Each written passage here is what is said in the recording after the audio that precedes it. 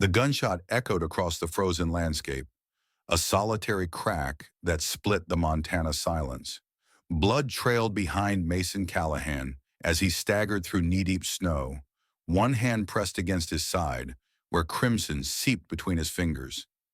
Each labored breath formed clouds in the bitter January air of 1876.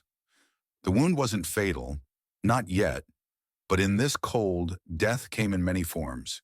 His weathered boots left uneven tracks as he crested the final ridge overlooking Callahan Ranch, once the crown jewel of Storm Valley, now a shadow of its former glory.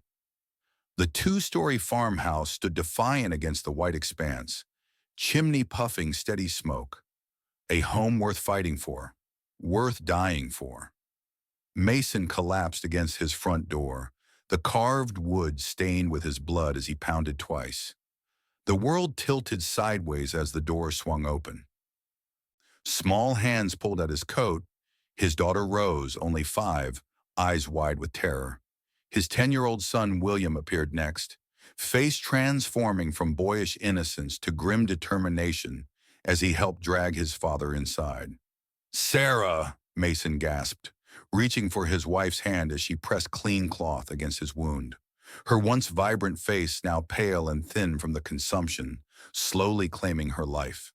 The very disease that had driven him to desperation. "Who did this?" Sarah whispered, fingers trembling as she worked. Mason's eyes darkened. "Blackwood's men. Found me checking the north pasture." He winced as she applied pressure. "War's coming, Sarah, and this time I don't know if I can win it." 6 months earlier, Mason had been a different man.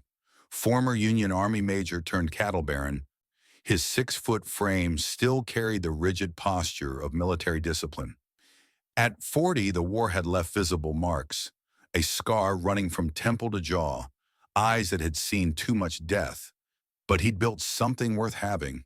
3,000 acres of prime Montana territory, 200 head of cattle, respect. That respect had been earned years ago when the Henderson stagecoach was ambushed outside Redemption. Mason, riding alone, had dropped 2 bandits before they could blink, saving 12 passengers, including Judge Willis, who later granted Mason first rights to the unclaimed Valley lands. "A man who can shoot like that deserves a kingdom to protect," the judge had declared. But kingdoms fall. The winter of '75 brought the coldest temperatures in 30 years. Cattle froze where they stood. Wolves grew bold with hunger. And Sarah's consumption worsened with each passing day. $200, Dr. Patterson had said, holding a small brown bottle like it contained liquid gold. New treatment from back east. Last shipment for months. $200 Mason didn't have. Not in cash. Not since the cattle started dying. That same afternoon, Victor Blackwood sat across from Mason in the Redemption Bank, silver-haired and vulture-eyed at 60. His tailored suit spoke of wealth built on others' misfortunes. "I'm a businessman, not a monster," Blackwood said, sliding papers across his mahogany desk. "Take the loan. Save your wife. You have until spring to repay." Mason signed without reading. A soldier's mistake. Sarah died anyway, the medicine arriving too late. Mason buried her on the hill behind the house, beneath the lone oak tree where they'd once picnicked in happier days. William wouldn't speak for weeks. Little Rose left flowers at the grave daily, asking when Mama was coming back from heaven. Mason's grief turned the ranch into a monument of neglect. Fences sagged. Fields went unplowed. The house that Sarah had kept immaculate gathered dust and memories. Then Harold Lynch rode on to Callahan land 3 months after the funeral. A gunslinger with cold eyes and a reputation for collection work, flanked by 2 hard-faced men. "Time's up, Major," Lynch drawled, dropping a copy of the loan agreement at Mason's feet. The interest had tripled the original sum. "Mr. Blackwood's been patient. 2 ways to settle.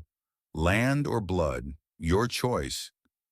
Rachel Hart had her father's aim and her mother's healing hands.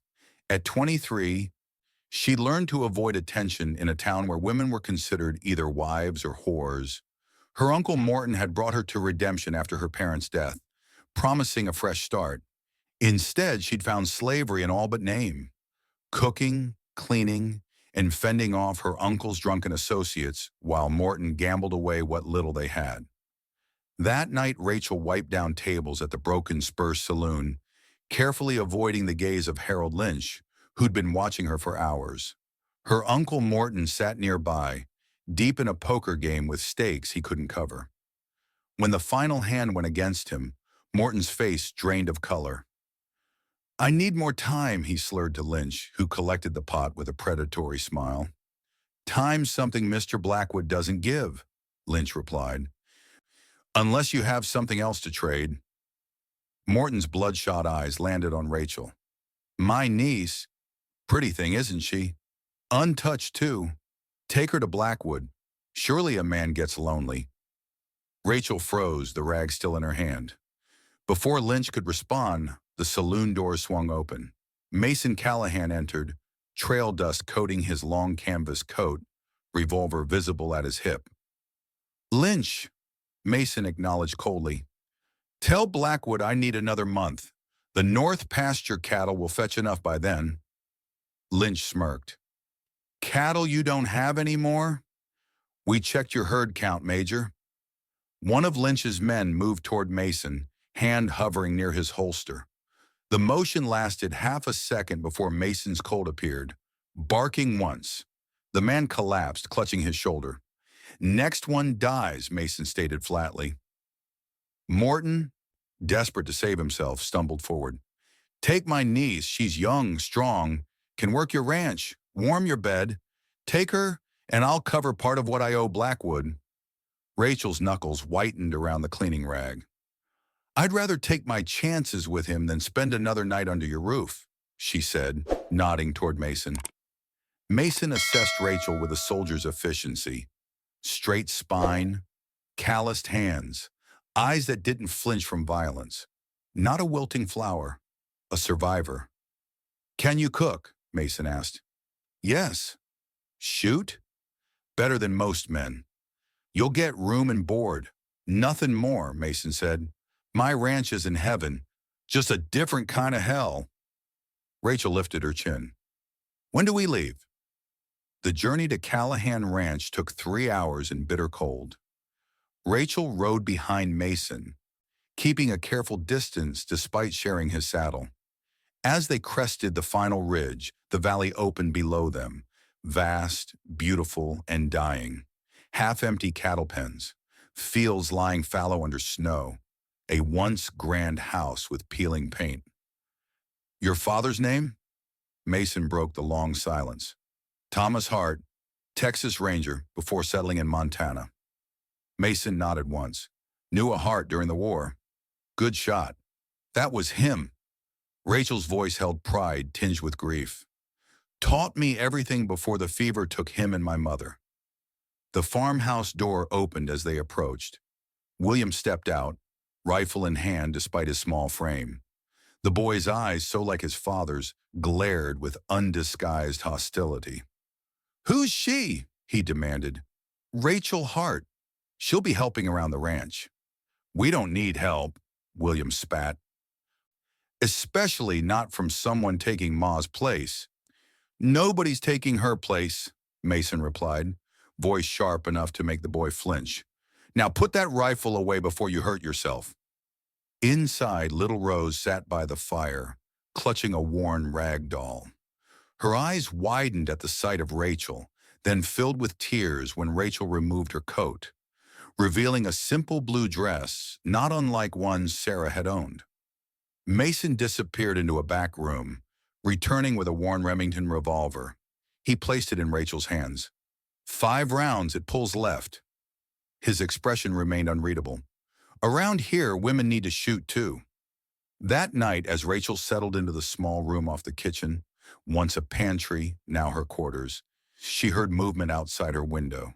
Drawing her new revolver, she peered into darkness. A shadow moved between the barn and the fence line, too large for a coyote, too deliberate for wildlife. Someone was watching the house.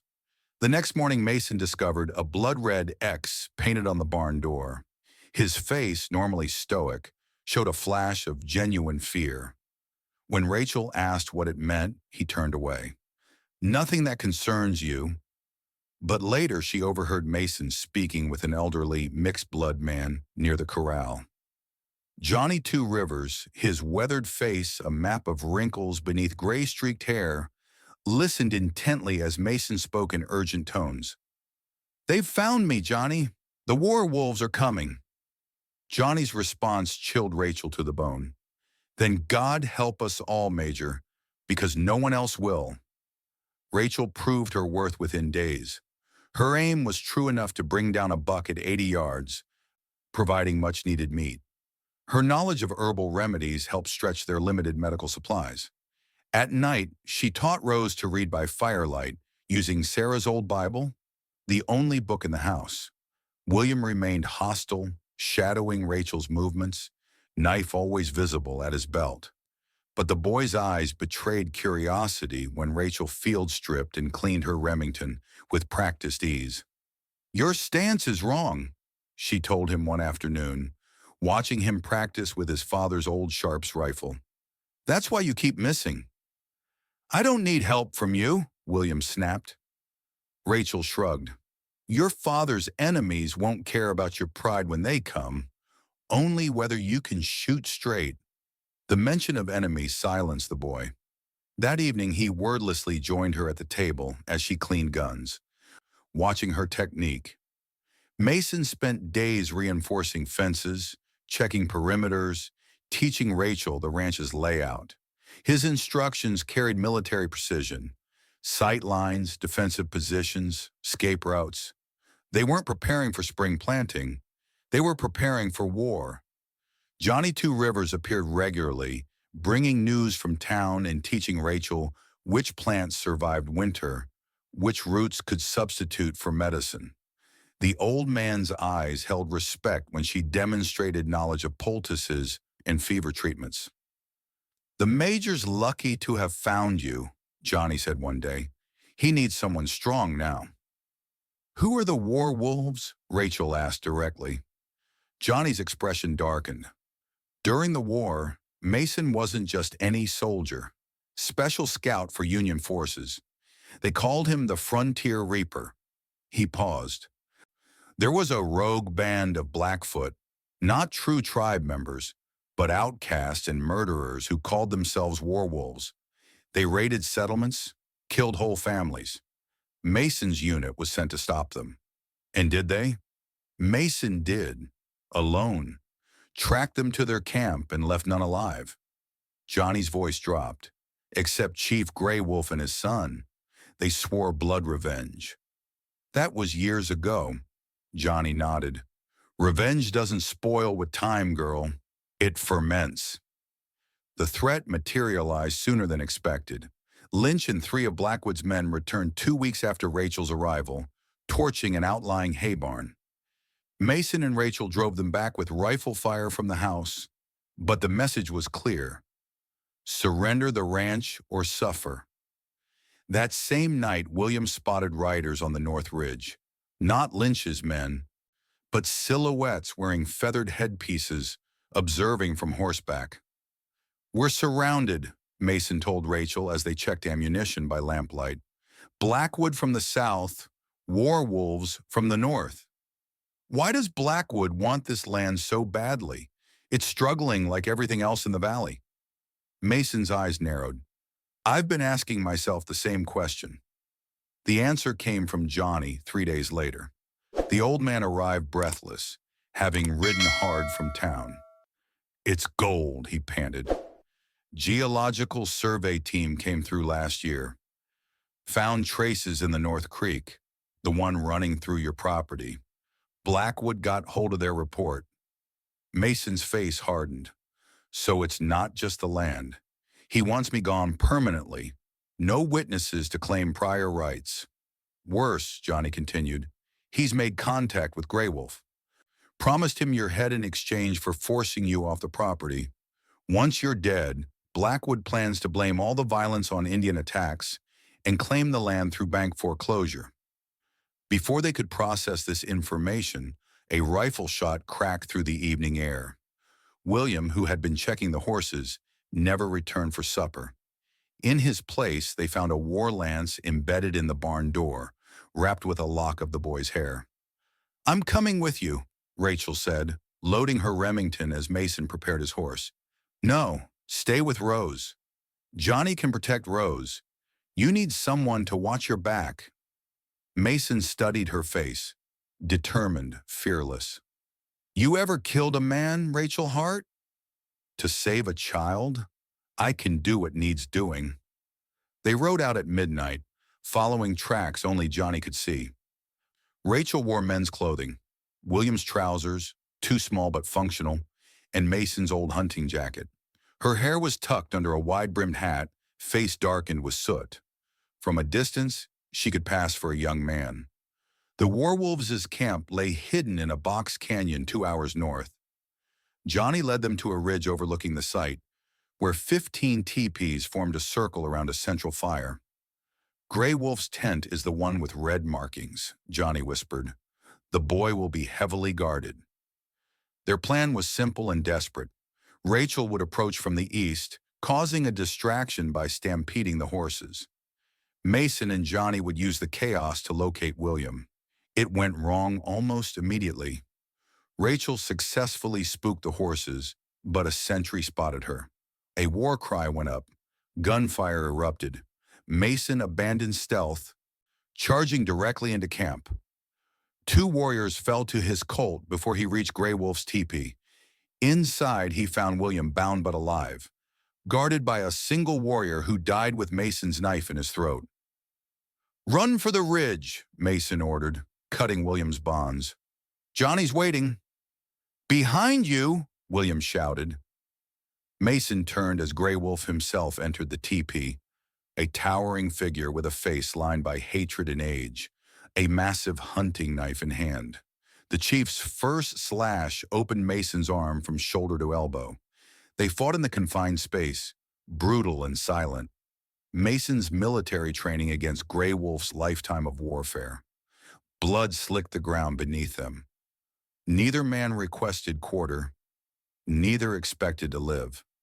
When Mason's boot slipped in blood, Gray Wolf's knife plunged toward his heart. A gunshot froze the scene. Rachel stood in the teepee entrance, Remington smoking. Gray Wolf staggered, a bloom of red spreading across his chest. He looked at Rachel with surprise before collapsing. "We need to move," Rachel said, helping Mason to his feet. "The camp's in chaos." They fled into the darkness, pursued by scattered gunfire. Johnny and William waited with horses at the rendezvous point.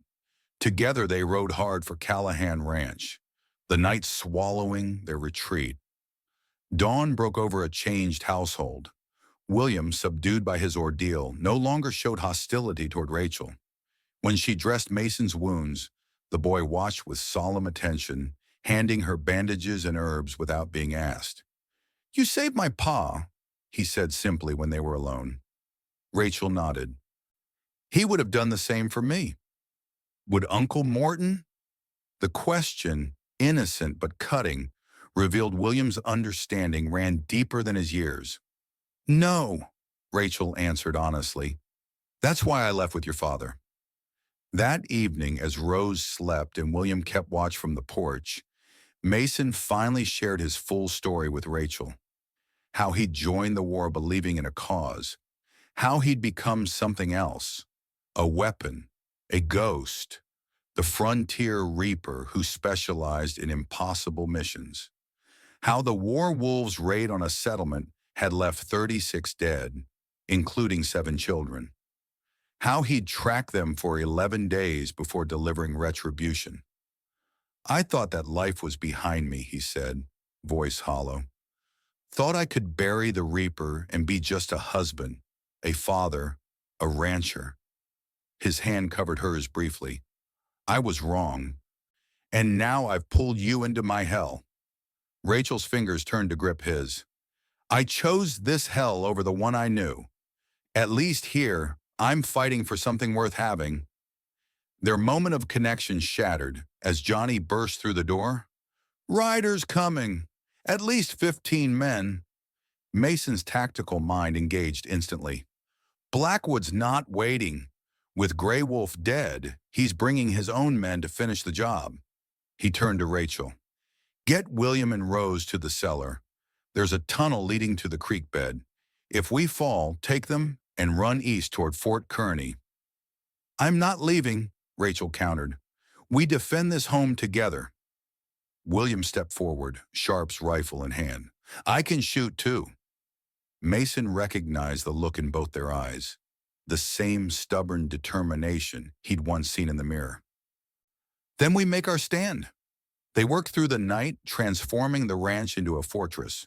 Furniture barricaded windows, spare guns positioned at strategic points, ammunition distributed. Johnny rigged rudimentary alarms, tin cans on strings, tripwires connected to shotgun shells. Before dawn, Mason led them to the North Creek, where the water ran shallow over rocky ground. "Johnny, is this where you found gold traces?" The old man nodded, pointing to glittering specks in the sediment. Mason knelt, examining the creek bed. All this killing for some yellow dust. He scooped a handful of sand, letting it sift through his fingers. "My father taught me land's true value isn't what's beneath it, but what you build upon it." He stood, decision made. "If we survive, the gold stays our secret. We use just enough to rebuild." The attack came at first light, Lynch leading Blackwood's men in a frontal assault while others circled to the rear. The initial volley shattered windows and splintered wood. Mason and Rachel returned fire from different positions, creating the illusion of more defenders. William proved his worth, dropping a flanking attacker with a clean shot from his upstairs perch. Rose maintained their ammunition supply, crawling between positions with cartridge boxes. The firefight continued for hours. Johnny took a bullet in the shoulder. Rachel's temple bled from a glass shard. By noon, they'd repelled 2 waves, but ammunition ran dangerously low. During a lull, Mason spotted a rider approaching under white flag. Victor Blackwood himself, impeccably dressed despite the circumstance, flanked by Lynch. "Final offer, Major," Blackwood called. "Surrender the deed, and your family can leave unmolested." "And if I refuse," Mason shouted back, "then we burn it all and claim self-defense against squatters." Rachel, positioned at a side window, suddenly stiffened. "Mason," she whispered urgently, "look at the ridge." Beyond Blackwood, barely visible through morning haze, stood a line of mounted figures. Not his men. War wolves, twice as many as before, led by a younger version of Grey Wolf. "The sun," Mason breathed.